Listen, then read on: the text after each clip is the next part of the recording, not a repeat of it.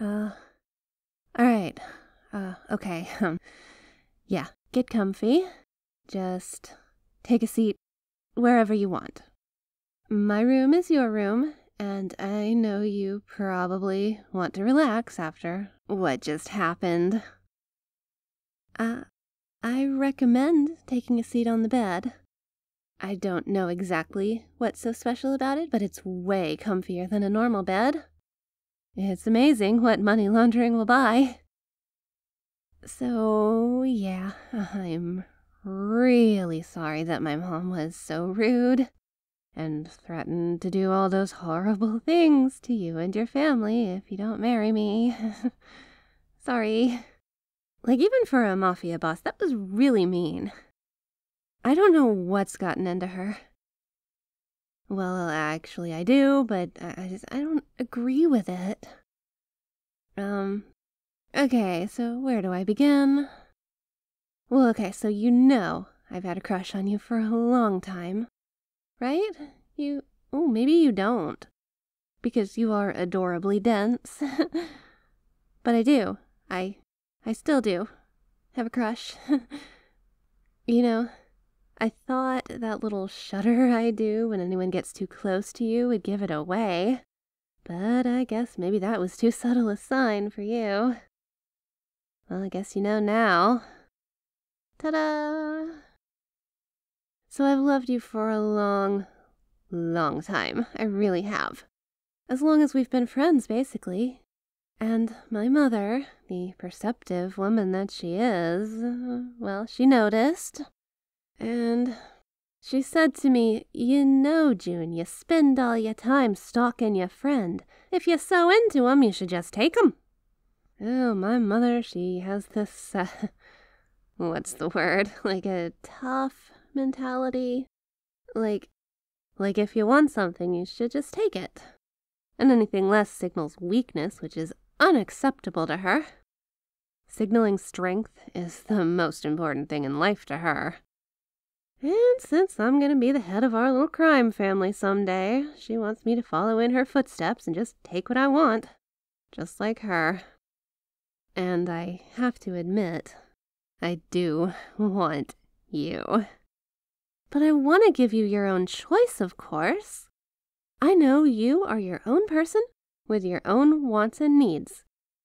But she doesn't see things my way. I tried to talk some sense into her, but she wasn't having any of it. She said I'm soft, and she's trying to fix that. And she's not one to compromise, so, for the safety of your family, I think we should just go along with this arranged marriage. And, well, it's not enough for you to just marry me.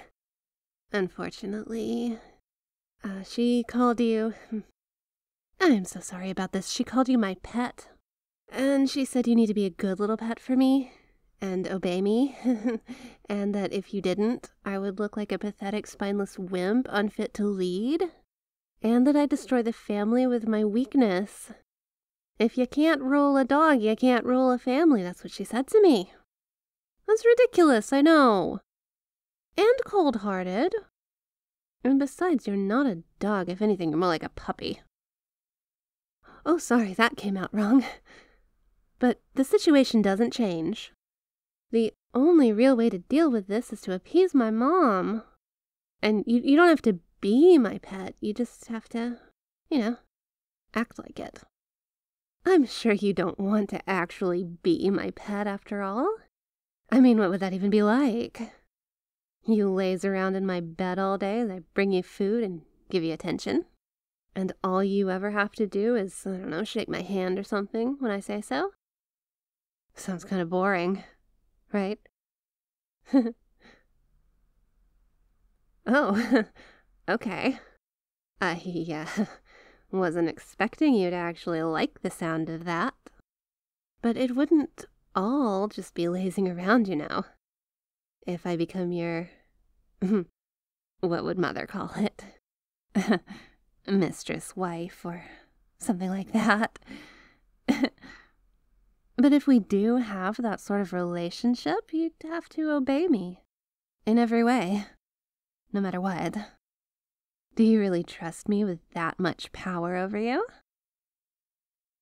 Well, I appreciate your trust in me. I'm also a bit concerned you trust me with all that, but I appreciate it still. Anyway, knowing my mom, she isn't going to be satisfied if all we do is drop by every once in a while. And if I tell her, by the way, my friend is still my pet. And you just nod your little head? Huh? Yeah. Well, I guess we'd be married, so we would be more than friends. But you know what I mean. Look, basically, it's not enough to say you're going to obey me. You have to actually do it. I really want to protect you and your family, so this isn't something we can be wishy-washy on. I'm going to do my best to only give you orders that would, how do I say it? Would be good, you know? And that, hopefully, can keep my mother off your family's back at the same time. And you know, decades from now, if my mom kicks the bucket, we wouldn't have to worry about her anymore, and, well, you won't have to be my pet anymore. I mean, unless you want to. But like I said, you really do have to obey me. Are you prepared for that?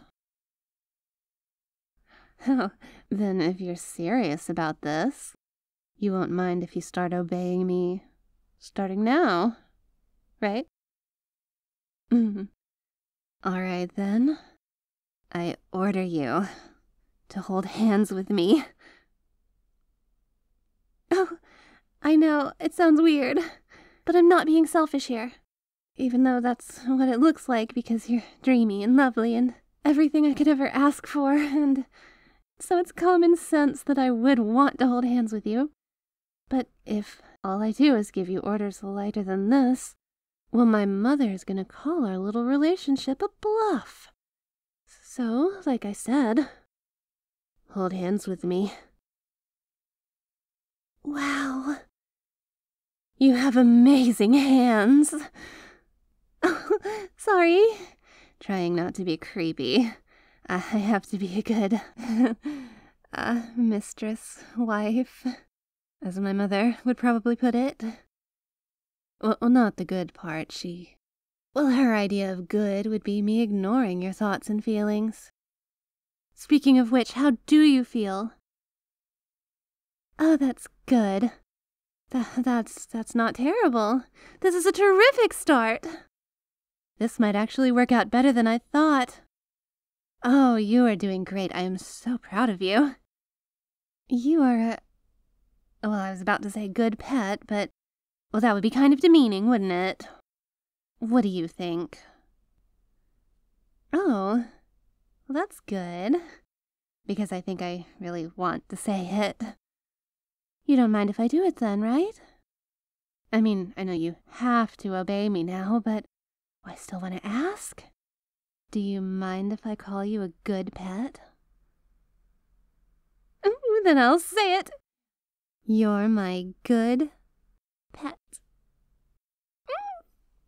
Oh, I feel so guilty when I say that. Oh, I feel like you're really precious, and I have to respect you.